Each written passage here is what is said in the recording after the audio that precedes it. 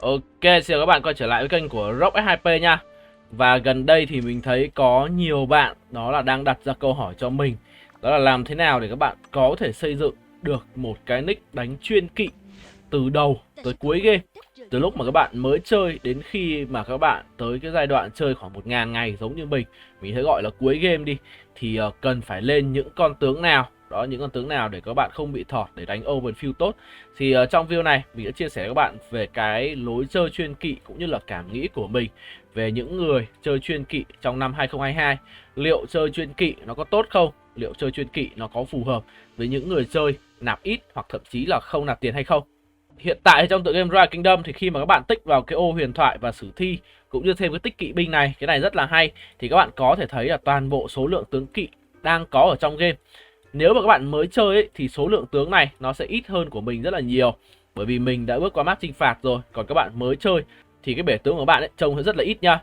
Đó, và cụ thể ấy, thì nó chỉ trông như thế này thôi các bạn. Các bạn chỉ có là cao cao, tức là Tào Tháo, Minamoto, Belisarius, Bay 3 và Pelagius mà thôi. Tức là các bạn chỉ có 5 con tướng kỵ binh này từ suốt giai đoạn lúc các bạn mới chơi đến khi các bạn hết 5 tháng đầu tiên của game, tức là khi mà các bạn kết thúc cái giai đoạn KVK 1.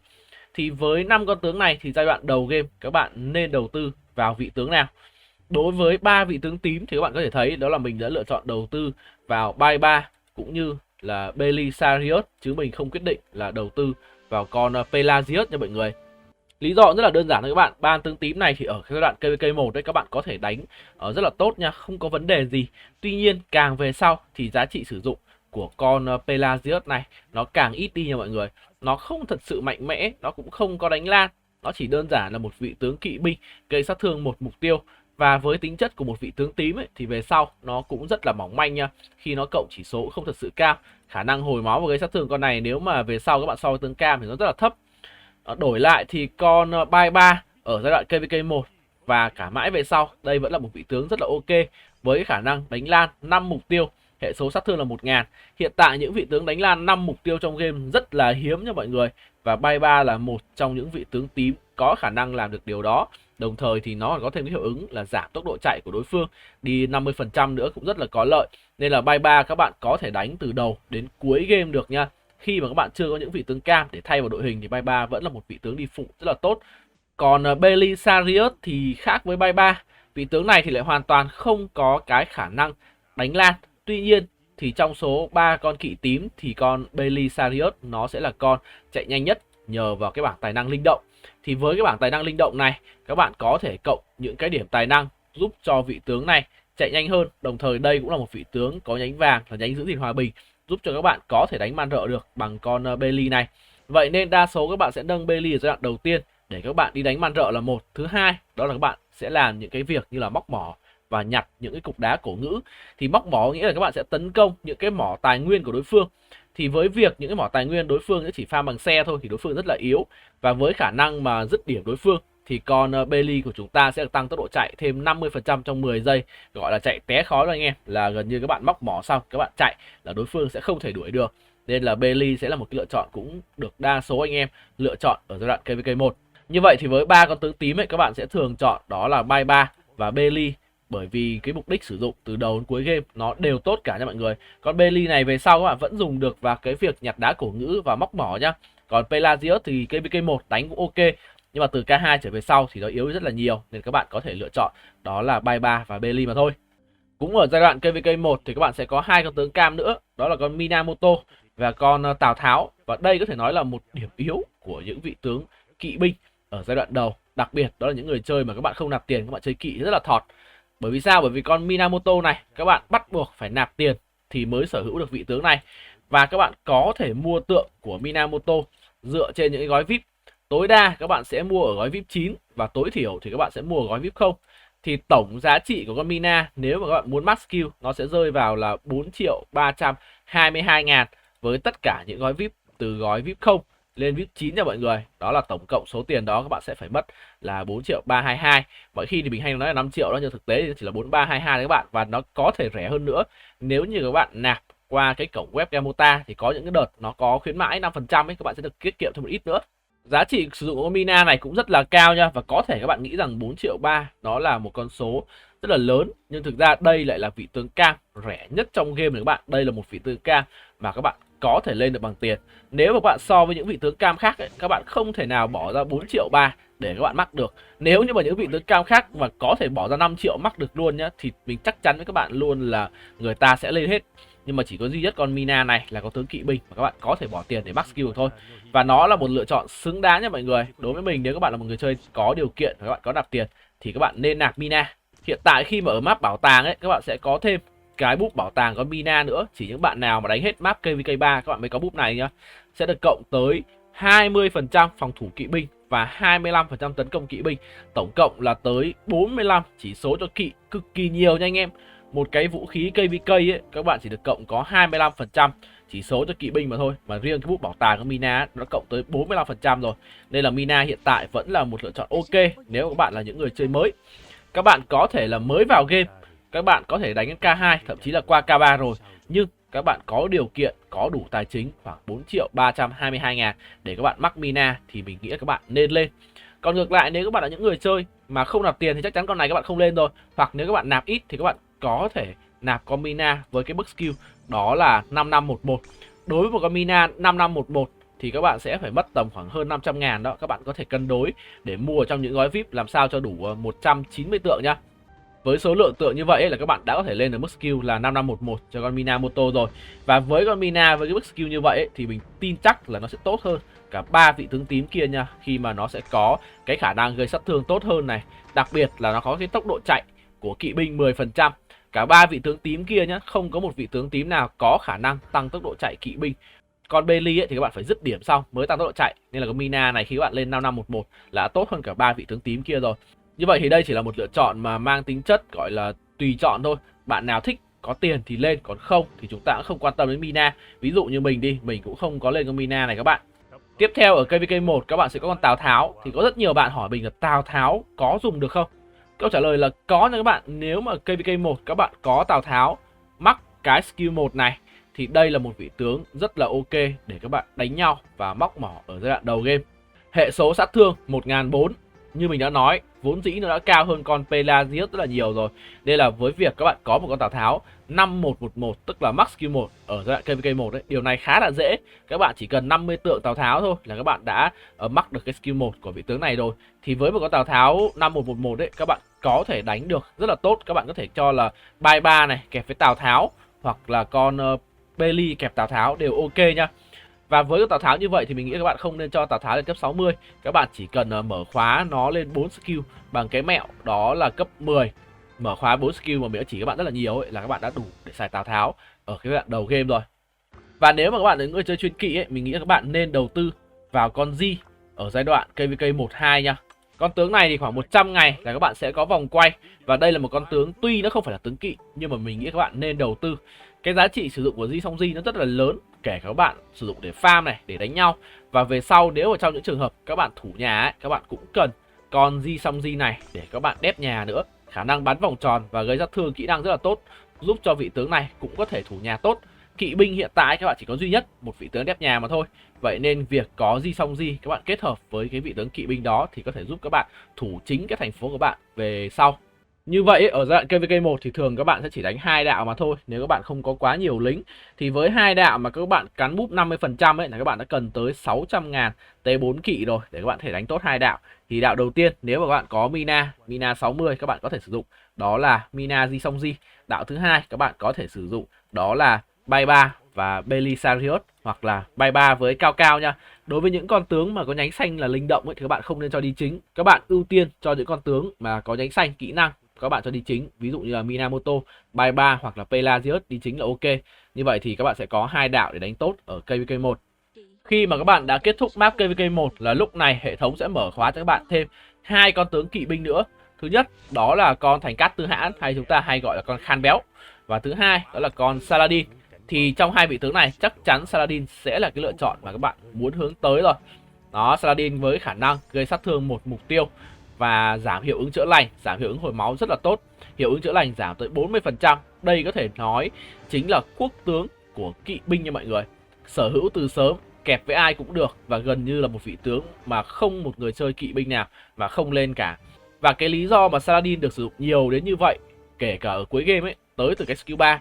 Khi mà cái skill này thì sẽ giảm thiệt hại kỹ năng Saladin phải chịu đi 30%, không cần điều kiện, và giảm thiệt hại phản công phải chịu đi 20% nữa. Đó, cái hiệu ứng giảm sát thương kỹ năng này rất là có lợi nha. Chính vì vậy nên hiện tại ở map chinh phạt ấy, những vị tướng đánh lan, nếu mà có bắn trúng Saladin thì các bạn cũng cảm giác là đỡ thốn hơn. Nên là đây là cái lựa chọn tốt nhất cho những người chơi kỵ binh ở giai đoạn KVK 2 và tốt hơn Khan Béo rất là nhiều. Cái mức skill của con Saladin mà các bạn có thể đầu tư đó là 5551 nha. Các bạn sẽ không nâng skill 4 này, cũng như các bạn sẽ không có cái skill chuyên môn này.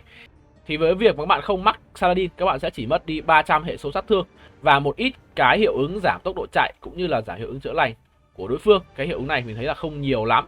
Và với việc các bạn tiết kiệm được tới 300 tượng vàng với cái mức skill là 5551 thay vì mắc, sẽ giúp các bạn đầu tư vào những lựa chọn tốt hơn ở map chinh phạt. Còn con Khan Béo này ấy, thì thực ra có nhiều người là đang hơi bị đánh giá thấp Khan Béo một chút. Nhưng mà đối với mình, nếu các bạn là những người chơi thật sự đam mê kỵ binh và các bạn muốn đánh tốt ở giai đoạn K2, K3 thì Khan Béo cũng là một lựa chọn không thể thiếu nha. Đó, nếu mà các bạn đam mê kỵ thì các bạn có thể bỏ con Di Song Di và các bạn lên Khan Béo, nhưng mình thì mình khuyên các bạn đó là bỏ con Khan Béo và lên con Di Song Di. Thì giai đoạn K2, K3 các bạn có thể đánh là Saladin kẹp với Di Song Di nha. Đó, còn con Khan Béo này chúng ta bỏ. Bởi vì sao? Bởi vì Khan Béo rất là mỏng manh. Bộ skill Khan Béo ấy, khi Khan Béo bị tấn công thì các bạn lại còn chạy chậm đi nữa, và cũng không có một chút nào là tăng cái khả năng phòng thủ tới từ vị tướng này. Đồng thời cái bộ skill của Khan Béo ấy nó cũng rất là ngược nhau. Khi mà ở cái skill thứ 3 các bạn sẽ thấy là khi mà còn hơn 70% máu ấy thì Khan Béo sẽ tăng thêm sát thương. Nhưng ở skill thứ 4 thì các bạn lại cần ít hơn 50% máu để tăng được thêm cái sát thương kỹ năng và nhận thêm nộ.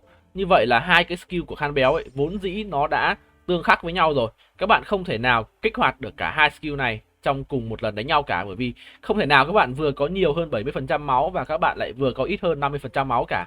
Đây là cái bộ skill Khan Béo thì hiện tại nó đang hơi bị bất công một chút. Mặc dù cái sát thương đầu ra của vị tướng này nhá, nó vẫn rất là lớn, nhưng mà đây là một lựa chọn mà mình nghĩ là anh em không nên lên ở giai đoạn K2. Và với việc các bạn không quay vòng quay Khan Béo ở K2 ấy, các bạn sẽ thừa rất là nhiều game cho tới tận map chinh phạt. Thì ở giai đoạn KVK2 này, nếu bạn là người chơi chuyên kỵ, có lẽ các bạn chỉ đánh được ở hai đạo mà thôi. Một đạo đó là Salazi để các bạn đánh trong tất cả những cái pha đánh di tích cổ hoặc là bệ thờ. Đó, những cái pha mà các bạn chỉ sử dụng một đạo quân ấy thì các bạn sẽ sử dụng đó là Saladin, Di Song Di mà thôi. Còn lại các bạn có thể sử dụng đó là bay 3 AE hoặc là bay 3 Belly hoặc là bay 3 cao cao. Nếu ở giai đoạn này ấy, các bạn mà có con Mina Max thì nó sẽ tuyệt vời hơn rất là nhiều. Các bạn có thể đánh đó là Mina kết hợp với Di Song Di và Saladin, các bạn sẽ kết hợp với con Ethelflash nha. Như vậy các bạn sẽ có hai đạo ở KVK2 và KVK3. Đối với những nick mới chơi mà nạp ít thì đó là đã là quá tuyệt vời rồi. Còn khi các bạn bước vào map chinh phạt thì mới thật sự là cái thời hoàng kim của những người chơi kỵ binh. Và ngay khi các bạn bước qua map chinh phạt kết thúc KVK3, tức là khoảng 300 ngày chơi game, thì các bạn sẽ được tiếp cận với 3 vị tướng kỵ binh mạnh nhất mà mình cho rằng là không thể thiếu trong bất kỳ một cái nick chơi chuyên kỵ nào. Đầu tiên đó là Hạng Vũ, thứ hai đó là Nevsky và thứ ba đó là William. Ba con kỵ binh này nó tương ứng với 3 thế hệ kỵ binh gần nhất gần đây, đó là thế hệ 4 này, thế hệ 5 và thế hệ 6. Thì trong số đó vị tướng mà mình đánh giá là các bạn nên lên đầu tiên đó chính là con Hạng Vũ. Với mức skill 5515 thì Hạng Vũ đã có khả năng gây sát thương rất là tốt rồi. Khả năng gây sát thương của Hạng Vũ ấy, nó tới từ cái việc vị tướng này tốn rất là ít nộ để ra skill. Cái skill 1 của Hạng Vũ chỉ tốn là 900 nộ mà thôi, và các bạn mắc thêm skill 4 thì nó giảm thêm 50 nộ nữa. Như vậy thì các bạn sẽ chỉ mất là 850 nộ để các bạn ra skill của con Hạng Vũ mà thôi. Các bạn còn giảm thêm phòng thủ của đối phương và nó lại là một skill đánh lan nữa. Và với việc Hạng Vũ tiếp tục được tăng tốc độ chạy và sở hữu đơn vị kỵ binh giúp cho đơn vị này có thể di chuyển nhanh, gây sát thương tốt, nên là đây là một vị tướng các bạn không thể bỏ qua nếu các bạn là những người chơi chuyên kỵ, bet kỵ binh vào thời điểm hiện tại. Đối với skill vị tướng này thì chắc chắn là mắc thì nó sẽ tuyệt vời nhất rồi. Nhưng mà nếu các bạn không điều kiện, các bạn có thể lên giống như mình, đó là tránh cái skill 3 này, có thể là 5515 hoặc 5525. Mình thấy đánh nhau đã quá là ổn rồi. Tiếp theo chúng ta có là Nevsky. Các bạn có thể đánh là Hạng Vũ Nevsky hoặc là Hạng Vũ William đều ok. Với Nevsky ấy, các bạn sẽ có cái khả năng sát thương một mục tiêu rất là cao. Và cái hiệu ứng debuff của con Nevsky ấy nó hơi khó hiểu một chút, nhưng nó chỉ giảm phòng thủ khi các bạn có tối thiểu là 2 đội quân Swarm nha. Ví dụ các bạn chỉ sử dụng một mình đạo Nevsky thì các bạn sẽ không thể debuff giảm phòng thủ của mục tiêu được, là các bạn bắt buộc phải dùng 2 đạo. Cái này nó hơi khó hiểu một chút, nhưng mà cứ 2 đạo thì các bạn mới được cái debuff này nha, còn một đạo nó sẽ không tính. Thì đối với ba vị tướng kỵ binh hot nhất này, mình nghĩ các bạn nên đầu tư vào hạng vũ đầu tiên. Tiếp theo đó các bạn nên đầu tư vào William và cuối cùng là các bạn đầu tư Mark Nevsky. Lý do bởi vì con hạng vũ và con William này các bạn không cần phải tốn quá nhiều tượng và mình cũng không khuyến khích các bạn mới chơi nhá max skill của những vị tướng này. Lý do là bởi vì các bạn chơi sau ấy là các bạn đã rất là thọt về chọc vàng rồi. Nên là nếu mà các bạn mà đầu tư max những vị tướng này thì rất là lâu để các bạn có thể gọi là lên được thêm những vị tướng mới để có đủ quân mà đánh. Thì như vậy các bạn sẽ chọn là lên hạng vũ này, có thể là 55 x5. Đó, William thì 5551 dễ rồi. Các bạn thay vì mắc một con tướng cao thì các bạn chia ra có thể lên được cả hai con này và cuối cùng các bạn sẽ lựa chọn đó là nâng Mark Nevsky. Như vậy thì kết hợp với con Saladin và con Ji Song Ji Mark mà các bạn đã chuẩn bị từ lúc mới chơi đến hết K3 ấy, thì lúc này các bạn đã có tổng cộng là 6 con tướng có thể sử dụng được rồi. Tại sao lại là 6 thì có lẽ là các bạn đang thắc mắc, đó là chúng ta còn một con tướng cam nữa cũng rất là mạnh và nó hoàn toàn miễn phí, đó là con Ethelflaed. Thì như vậy với 6 vị tướng đó thì các bạn có thể đi đó là Saladin kết hợp với AE để làm một cặp debuff. Cặp thứ hai các bạn có thể sử dụng đó là con hạng vũ Ji hoặc là con Nevsky Ji, thì nó tương tự nhau các bạn, không vấn đề gì. Và ví dụ các bạn sử dụng hạng vũ Ji đi thì đạo còn lại các bạn sẽ đánh đó là Nevsky William. Còn nếu các bạn sử dụng đó là Nevsky Ji thì các bạn sẽ đánh đạo còn lại đó là hạng vũ William. Thì các bạn cần phải tự tìm hiểu ra được đâu là cái lối chơi mà phù hợp với các bạn. Như vậy thì từ khi các bạn mới chơi đến khi các bạn bước vào map chinh phạt ấy, nếu các bạn bui theo cái lối hướng dẫn mà mình vừa nói thì các bạn sẽ có đủ khả năng để đánh được 3 đạo cam ở cái giai đoạn map chinh phạt. Có thể ở cái giai đoạn này thì trang bị các bạn đang còn yếu và tướng các bạn chưa thể bắt được skill, nhưng mà đó đã là đủ để các bạn đánh tốt ở open field rồi. Cái lối đánh nó cũng phụ thuộc rất là nhiều vào cái khả năng điều quân của các bạn nữa. Vậy nếu mà các bạn đã có nhiều hơn 3 đạo kỵ cam mà mình vừa tư vấn cho các bạn thì liệu đâu sẽ là cái lựa chọn cho đạo kỵ thứ tư, thứ năm, thậm chí là thứ 6? Đầu tiên đấy, đó là mình cũng không thể biết chắc được đó là khi nào các bạn có thể lên được cái dàn tướng giống như mình vừa nói. Có thể vào cái thời điểm mà các bạn lên được 3 cái đạo cam như mình vừa nói thì lúc đó game nó đã có thêm 2 con kỵ mới rồi. Còn nếu vào thời điểm hiện tại vào lúc mình quay video ấy thì đạo kỵ tiếp theo mà các bạn sẽ muốn lên đó chính là Attila Takeda nha mọi người. Đó thì trong số những con tướng còn lại thì Attila Takeda mình nghĩ là cái lựa chọn tốt nhất để các bạn đầu tư rồi. Thì đối với Attila Takeda mình nói luôn đó là hiện tại đánh ở map chinh phạt cặp đôi này rất là thọt, đặc biệt là đánh open field. Tác dụng duy nhất có lẽ chỉ sử dụng cho một số pha combat nhỏ lẻ giữa các nhóm nhỏ, ví dụ các bạn cử 5 đạo, đối phương cử 5 đạo đánh nhau thì ok, chứ còn nếu mà trong một cái bôn đông thì cái cặp Attila Takeda rất là lỗ nha. Các bạn nào mà đã cầm Attila Takeda, mặc dù mang tiếng là một cặp tướng tăng đấy, nhưng mà không có khả năng gây đam đỏ tới từ cặp đôi này, sẽ khiến những cặp đôi này rất là thọt khi mà đánh ở cái bôn đông. Tuy nhiên thì tới cặp đạo kỵ thứ tư các bạn đã không còn những cái lựa chọn tốt hơn nữa rồi. Ba cái đạo mà mình vừa tư vấn các bạn hồi nãy đó là ba cái đạo tốt nhất của kỵ binh vào thời điểm hiện tại. Còn cái đạo thứ tư, thứ năm chắc chắn nó sẽ không thể nào tốt bằng được. Và như vậy thì chúng ta đã có được tổng cộng 4 đạo kỵ rồi. Vậy cái đạo kỵ thứ 5 nó sẽ nên là ai? Thực ra thì từ đạo kỵ thứ 5 ấy mình cảm giác là nó không thật sự nó còn gọi là mạnh mẽ như 4 đạo đầu tiên các bạn. Đến cặp Attila Takeda là mình cảm giác nó đã hơi đuối hơn một chút rồi. Ở đây thì đạo kỵ thứ 5 chúng ta còn một số lựa chọn nữa các bạn có thể mang ra được để đánh đầu. Thứ nhất đó là con Bechan và thứ hai là con Chandragupta nha. Nhưng hiện tại Chandragupta thì anh em mình thấy lên là khá là phí tại vì tác dụng sử dụng không nhiều. Rally bây giờ cũng không ai dùng Chandragupta nữa rồi. Đánh đồng thì con này không thật sự mạnh, chỉ có sát thương đơn mục tiêu thôi và nó phụ thuộc vào cái cơ chế búp chúc phúc rất là nhiều. Thì có nhiều bạn thắc mắc về cái cơ chế đánh nhau của con Chandra này thì các bạn cứ hình dung đó là trong khi quá trình đánh nhau ấy các bạn sẽ có khả năng nhận được cái búp chúc phúc tới từ đòn đánh thường này. Sau khi các bạn ra skill các bạn cũng sẽ nhận được búp chúc phúc, và khi các bạn nâng mắc con Chandra các bạn có nhận được tối đa là 4 tầng. Thì khi các bạn có 4 tầng chúc phúc này thì khi ra skill, tướng chính hay tướng phụ ra skill ấy thì các bạn sẽ đều sử dụng hết tất cả cộng dồn chúc phúc và sẽ nhân với sát thương là 500. Như vậy thì ở cấp độ tối đa các bạn sẽ gây là 4 x 500 là 2000 hệ số sát thương, thì nó cũng khá là cao. Tuy nhiên đây là một con tướng mình nghĩ đánh đồng không có ngon, sát thương chỉ đơn mục tiêu mà thôi. Và con Bechan này thì cũng tương tự, nhưng mà đổi lại ấy, thì con Bechan nó có hệ số sát thương tương đối tốt và các bạn cũng có cái khả năng giảm thịnh nộ ở trên mục tiêu đi 20 nộ nữa. Đồng thời thì con Bechan này khi mà các bạn ăn sát thương kỹ năng ấy thì các bạn cũng sẽ khiến cho đối phương nhận thêm một cái hệ số sát thương kỹ năng. Tuy nhiên thì hệ số 400 mình thấy là không cao. Thì ở cái đạo kỵ thứ 5 này, nếu mà các bạn thật sự là một người chơi gọi là chuyên kỵ thì các bạn có thể lên con Bechan, mình nghĩ sẽ là một lựa chọn tốt hơn so với con Chandragupta. Đó, và tổng kết lại thì chúng ta đã có đủ đó là 5 đạo kỵ binh rồi.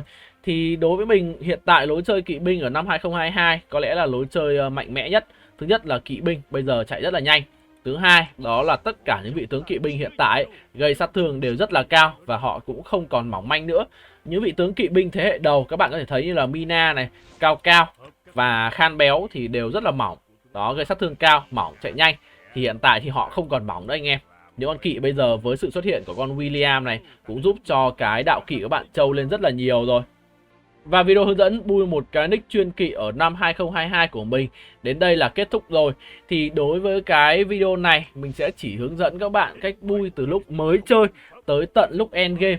Và nó mang tính thực tế nhất. Chứ còn thực ra nếu mà các bạn mà nói rằng một cái nick hiện tại mới chơi mà lên map chinh phạt mà chúng ta bàn về cái việc các bạn sở hữu 5 đạo tướng cam mắc, mình thấy gần như là bất khả thi.